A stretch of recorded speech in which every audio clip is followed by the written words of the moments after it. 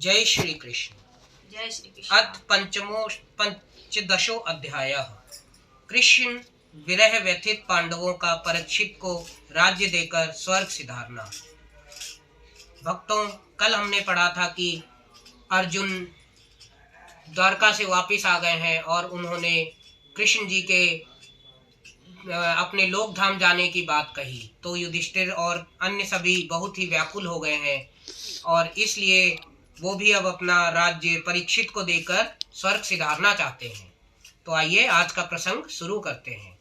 सूत जी कहते हैं, भगवान श्री कृष्ण के प्यारे सखा अर्जुन एक तो पहले ही श्री कृष्ण के विरह से कृश हो रहे थे। उस पर राजा युधिष्ठिर ने उनकी विषादग्रस्त मुद्रा देखकर उसके विषय में कई प्रकार की आशंकाएं करते हुए प्रश्नों की झड़ी लगा दी। शोक से अर्जुन का मुख और हृदय कमल सूख गया था, चेहरा फीका पड़ गया था। वे उन्हीं भगवान श्री कृष्ण के ध्यान में ऐसे डूबे रहे थे कि बड़े भाई के प्रश्नों का कुछ उत्तर भी ना दे सके। श्री कृष्ण की आंख से ओझल हो जाने के कारण वे बढ़ी हुई प्रेम जनित उत्कंठा के परवश हो रहे थे। रथ हाँकने, टहलने आदि के समय भगवान ने उनके साथ जो मित्रता, अभिन्न हृदयता और प्रेम से भरे हुए व्यवहार किए थे, उनकी याद आ रही थी। बड़े कष्ट से उन्होंने अपने शोक का वेग रोका, हाथ से नेत्रों के आंसू पोंछे और फिर रुधे हुए गले से अपने बड़े भाई महाराज युधिष्ठिर से कहा। अर्जुन बोले, महाराज, मेरे भाई अथवा अत्यंत घनिष्ठ मित्र का रूप धारण करके श्री कृष्ण ने मुझे ठग लिया। मेरे जिस प्रबल पराक्रम से बड़े बड़े देवता भी आश्चर्य में डूब जाते थे, उसे श्री कृष्ण ने मुझसे छीन लिया। जैसे ये शरीर प्राण से रहित होने पर मृतक कहलाता है, वैसे ही उनके क्षण भर के वियोग से यह संसार अप्रिय सा दिखने लगा। उनके आश्रय से द्रौपदी स्वयंवर में राजा द्रुपद के घर आए हुए कामोत्मद राजाओं का तेज मैंने हर लिया। धनुष पर बाण चढ़ाकर मत्स्य वेद किया, मतलब मछली की आंख में निशाना साधा था, और इस प्रकार द्रौपदी को प्राप्त किया था। उनके सानिध्य मात्र से मैंने समस्त देवताओं के साथ इंद्र को अपने बल से जीतकर अग्निदेव को उनकी तृप्ति के लिए खांडव वन का दान कर दिया और मय दानव की निर्माण की हुई अलौकिक कला कौशल से युक्त मायामयी सभा प्राप्त की, और आपके यज्ञ में सब ओर से आकर राजाओं ने अनेकों प्रकार की भेंटें समर्पित की। 10,000 हाथियों की शक्ति और बल से संपन्न आपके इन छोटे भाई भीमसेन ने उन्हीं की शक्ति से राजाओं के सिर पर पैर रखने वाले अभिमानी जरासंध का वध किया था।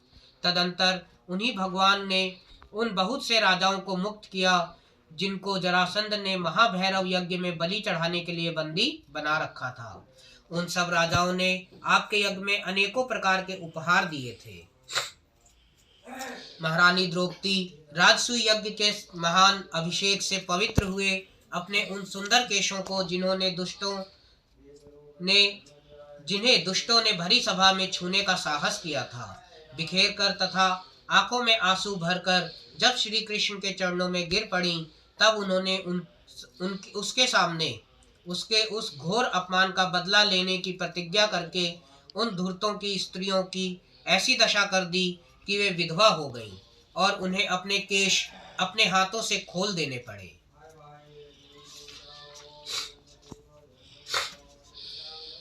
वनवास के समय हमारे वैरी दुर्योधन के षयंत्र से 10,000 शिष्यों को साथ बिठाकर भोजन कराने वाले महर्षि दुर्वासा ने हमें दुस्तर संकट में डाल दिया था। उस समय उन्होंने द्रौपदी के पात्र में बची हुई शाक की एक पत्ती का ही भोग लगाकर हमारी रक्षा की थी। उनके ऐसा करते ही नदी में स्नान करती हुई मुनि मंडली को ऐसा प्रतीत हुआ मानो उनकी तो बात ही क्या, सारी त्रिलोकी ही तृप्त हो गई हो। आइए ये प्रसंग भी सुनते हैं कि महर्षि दुर्वासा ने कब क्या किया। एक बार राजा दुर्योधन ने महर्षि दुर्वासा की बड़ी सेवा की। उससे प्रसन्न होकर मुनि ने दुर्योधन से वर मांगने को कहा। दुर्योधन ने यह सोचकर कि ऋषि के शाप से पांडवों को नष्ट करने का अच्छा अवसर है, मुनि ने कहा, ब्राह्मण, हमारे कुल में युधिष्ठिर प्रधान है। आप अपने 10 सहस्त्र शिष्यों सहित उनका आतिथ्य स्वीकार करें, किंतु आप उनके यहाँ उस समय जाएं जब द्रौपदी भोजन कर चुकी हो, जिससे उसे भूख का कष्ट न उठाना पड़े। द्रौपदी के पास सूर्य की दी हुई एक ऐसी बटलोई थी जिसमें सिद्ध किया हुआ था कि अन्न द्रौपदी के भोजन कर लेने से पूर्व शेष नहीं होता था। अर्थात जब द्रौपदी अगर भोजन नहीं करती थी तो उसमें खाना कभी खत्म नहीं होता था, लेकिन अगर द्रौपदी किंतु उसके भोजन करने के बाद वह समाप्त हो जाता था। अगर द्रौपदी कर लेती भोजन तो उसके बाद उसमें खाना समाप्त हो जाता था, फिर अगले दिन भरता था। दुर्वासा जी दुर्योधन के कथा अनुसार उनके भोजन कर चुकने पर मध्याह्न में अपनी शिष्य मंडली सहित पहुंचे और धर्मराज से बोले, हम नदी पर स्नान करने जाते हैं, तुम हमारे लिए भोजन तैयार रखना। इससे द्रौपदी को बड़ी चिंता हुई और उसने अति आर्त होकर आर्त बंधु भगवान श्री कृष्ण की शरण ली। भगवान तुरंत ही अपना विलास भवन छोड़कर द्रौपदी की झोपड़ी पर आए और उससे बोले, कृष्णे, आज बड़ी भूख लगी है, मुझे खाने को दो। द्रौपदी भगवान के इस अनुपम दया से गदगद हो गई और बोली, प्रभु, मेरा बड़ा भाग्य है जो आज विशंभर ने मुझसे भोजन मांगा, परंतु क्या करूं, अब तो कुटी में कुछ है ही नहीं। भगवान ने कहा, अच्छा वह पात्र तो लाओ, उसमें कुछ होगा ही। द्रौपदी बटलोई ले आई, उसमें कहीं शाक का एक कण बचा हुआ रह गया था। विश्वात्मा हरि ने उसी का भोग लगाकर त्रिलोकी को तृप्त कर दिया और भीमसेन से कहा कि मुनिमंडल को भोजन के लिए बुला लाओ, किंतु मुनिगण तो पहले ही तृप्त होकर भाग गए थे। तो आइए कथा फिर आरंभ करते हैं। महाराज, कौरवों की सेना भीष्म, द्रोण आदि अजय मत्स्यों से पूर्ण अपार समुद्र के दुस्तर थी, परंतु उनका आश्रय ग्रहण करके अकेले ही रथ पर सवार होकर मैं उसे पार हो गया। ये सब बातें किससे कही जा रही हैं? युधिष्ठिर से कह रहे हैं। कौन कह रहे हैं? अर्जुन जी कह रहे हैं। किसके बारे में कह रहे हैं? कृष्ण जी के बारे में। उन्हीं की सहायता से आपको याद होगा, मैंने शत्रुओं से राजा विराट का सारा गोधन तो वापस ले ही लिया, साथ ही उनके सिरों पर चमकते हुए मणिमय मुकुट और अंगों के अलंकार तक छीन लिए थे। भाई जी, कौरवों की सेना भीष्म, कर्ण, द्रोण, शल्य तथा अन्य बड़े बड़े राजाओं और क्षत्रिय वीरों के रथों में शोभामान थी।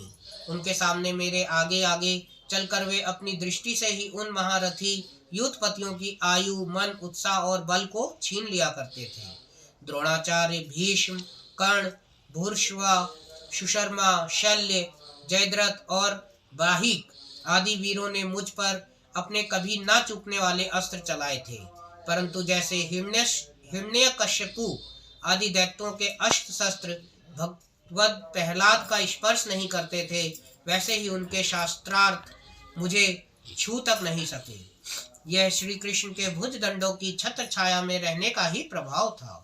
श्रेष्ठ पुरुष संसार में मुक्त होने के लिए जिनके चरण कमलों का सेवन करते हैं, अपने आप तक को दे डालने वाले भगवान को मुझ दुर्बुद्धि ने सारथी तक बना डाला। जिस समय मेरे घोड़े थक गए थे और मैं रथ से उतरकर पृथ्वी पर खड़ा था, उस समय बड़े बड़े महारथी शत्रु भी मुझ पर प्रहार ना कर सके, क्योंकि श्री कृष्ण के प्रभाव से उनकी बुद्धि मारी गई थी। महाराज, माधव के उन्मुक्त और मधुर मुस्कान से युक्त विनोद भरे एवं हृदय स्पर्शी वचन और उनका मुझे पार्थ, अर्जुन, सखा, कुरुनंदन आदि कहकर पुकारना मुझे याद आने पर मेरे हृदय में उथल पुथल मचा देते हैं। जय श्री कृष्ण। आगे का प्रसंग हम कल पढ़ेंगे। जय श्री कृष्ण।